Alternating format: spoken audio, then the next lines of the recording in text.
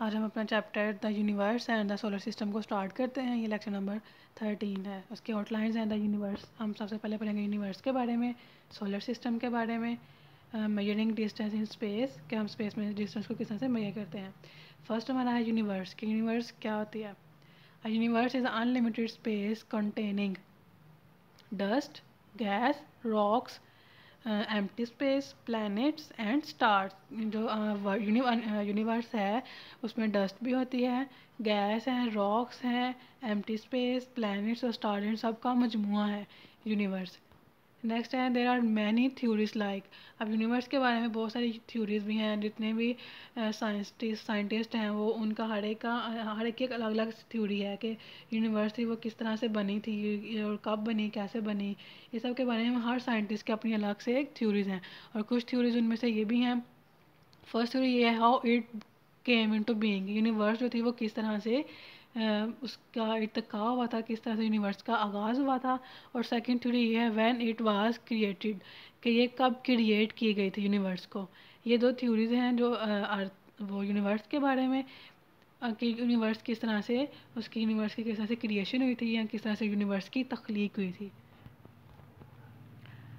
But it sure, लेकिन उनके बारे में जो थ्योरीज हैं इसके बारे में तक कोई भी 100% श्योर आंसर नहीं है। लेकिन ये जो है but it sure that universe is the home of, लेकिन इसके बारे में श्योरिटी से कहा जा सकता है कि यूनिवर्स जो है वो घर है अनन्यूमरेबल स्टार्स का और प्लैनेट्स का। कि यूनिवर्स में इनन्यूमरेबल अनकाउंटेबल जो गिने नहीं जा सकते वो स्टार्स हैं और वो सोलर सिस्टम या फिर प्लैनेट्स हैं। ये इसके बारे में 100% श्योरिटी से कहा जाता है कि यूनिवर्स जो है वो इनन्यूमरेबल स्टार्स और प्लैनेट्स का होम है। नेक्स्ट है many of the stars together form a cluster. अब जब बहुत सारे स्टार्स मिलते हैं यूनिवर्स में, कायनात में, जब बहुत ज़्यादा स्टार्स आपस में मिलते हैं तो वो मिलके क्लस्टर बनाते हैं। ये क्लस्टर्स हैं जिनके बहुत से स्टार्स मिलके क्लस्टर बना रहे हैं। And many clusters together form a, लेकिन जब बहुत सारे क्लस्टर्स आपस में मिलते हैं तो वो मिलके गैलेक्सी बनाते हैं। Planets planets are celestial bodies that made up of. जो प्लैनेट्स हैं वो सेलेस्ट्रियल आसमान की जो अशिया होती हैं, जो आसमान की जो मखलूक होती है उसे हम सेलेस्ट्रियल बोलते हैं।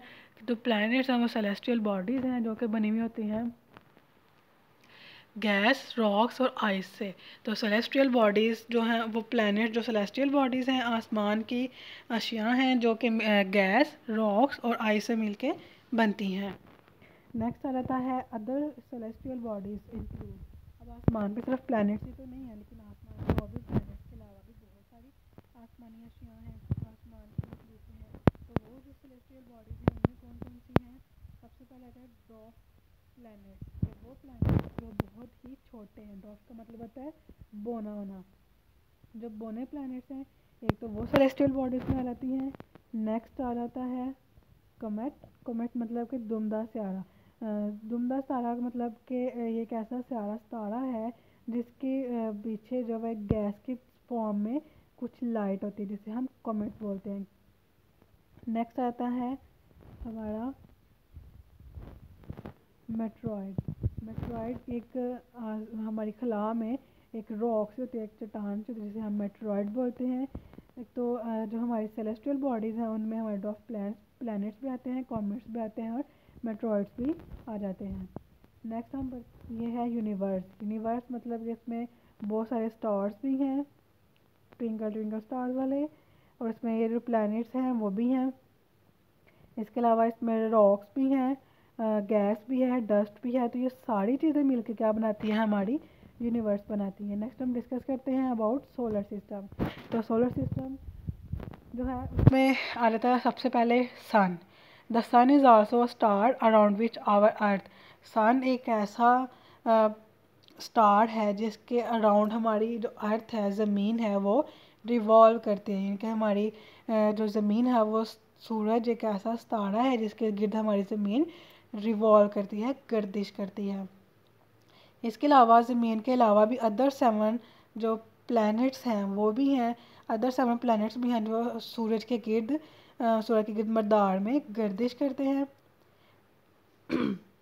और इन प्लैनेट्स के अलावा हेवनली बॉडीज़ यानी कि जो आसमानी बॉडीज़ लाइक कॉमेट्स, मेट्रॉइड्स और डॉफ था, ये जो सारे बॉडीज़ हैं, ये सारे भी प्लैनेट्स के साथ साथ सन के अराउंड ऑर्बिट में रिवॉल्व करती हैं, गर्दिश करती हैं।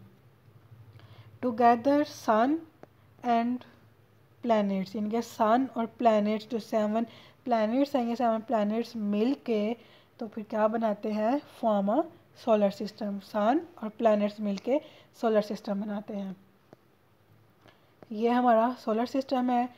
मीन्स सन जो है वो सेंटर में है, सन के अराउंड हमारी जो अर्थ भी है, मार्स भी है, नेपच्यून, ये सारे प्लैनेट्स हैं। Earth, Mars, Neptune, Mercury, Saturn, Venus, Jupiter, Uranus, ये सारे प्लैनेट्स हैं, 7 प्लैनेट्स हैं जो कि हमारी अर्थ के साथ साथ ज़मीन सूरज के गिर्द मुख्तलिफ मदार में ऑर्बिट्स में जो लाइंस हैं, ये सारे उसके मदार हैं। यानी कि एक सियारा जो है वो अपने ही मदार में गर्दिश करता है अराउंड द सन, सूरज के गिर्द, वो अपने मदार से बाहर नहीं जा सकता।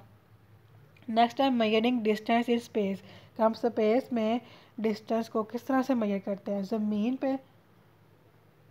How do we measure distance in space, हम स्पेस में डिस्टेंस को कैसे मेजर कर सकते हैं।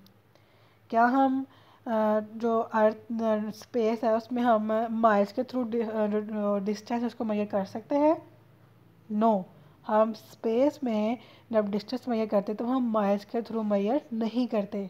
माइल्स में मेजर हम अर्थ पे करते हैं, हम ज़मीन पर जब मेजरमेंट करते हैं डिस्टेंस की कितना फासला है तो हम माइल्स में करते हैं, इतना माइल है, 2 माइल्स है, 3 माइल्स है, 4 माइल्स है, तो वो हम अर्थ पे माइल्स के थ्रू डिस्टेंस को मेजर करते हैं। लेकिन हम स्पेस में थ्रू माइल्स डिस्टेंस को मेजर नहीं करते।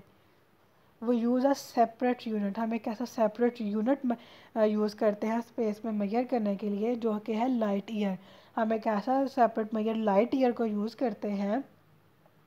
लाइट ईयर का मतलब है the distance travelled by light in 1 earth year, ज़मीन का जो 1 साल है उस साल में ज़मीन जितना सफ़र, रोशनी जितना सफ़र तय करेगी उसे हम बोलते हैं लाइट ईयर। तो हम स्पेस में डिस्टेंस को मेजर करने के लिए लाइट ईयर का स्पेसिफिक एक सेपरेट यूनिट यूज़ करते हैं, जिसका लाइट ईयर का मतलब है कि ज़मीन के 1 साल में रोशनी अपना जितना सफ़र तय करती है उसे हम लाइट ईयर बोलते हैं।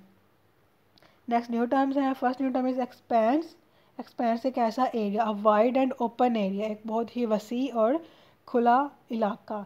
लाइक अगर हम देखें स्पेस, स्पेस बहुत ही खुला और ओपन इलाका है, एरिया है, तो इसे हम बोलेंगे हम स्पेस को भी हम स्पैन बोल सकते हैं।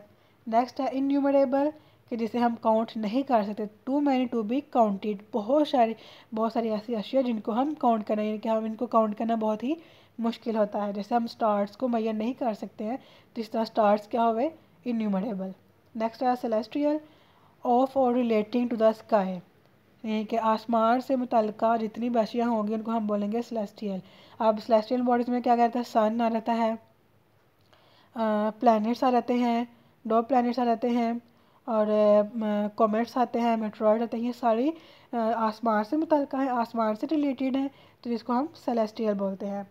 नेक्स्ट है impact, the striking off one body against another, किसी एक चीज़ का, एक बॉडी का दूसरी बॉडी के साथ स्ट्राइक करना, यानी कि उसके साथ उसकी रगड़ खाना, हिट करना, उसे हम बोलते हैं impact. Colliding, crash together with violent impact, इनके क्रैश करना, किसी के साथ रगड़ खाना, तो बहुत ही बुरी तरह से रगड़ खाना। जैसे अगर हम 2 चीज़ों की को आपस में एक दूसरे की तरफ फेंकेंगे तो वो एक दूसरे से कोलाइड करेंगी, आपस में टकराएंगी, टकराना एक दूसरे से, टकराना इस तरह से कि वो बहुत ही बुरी तरह से आपस में टकराएंगे, इसे हम बोलते हैं कोलाइडिंग। मार्वल्स, मोर्जे की तरह से हम इसको लेते हैं।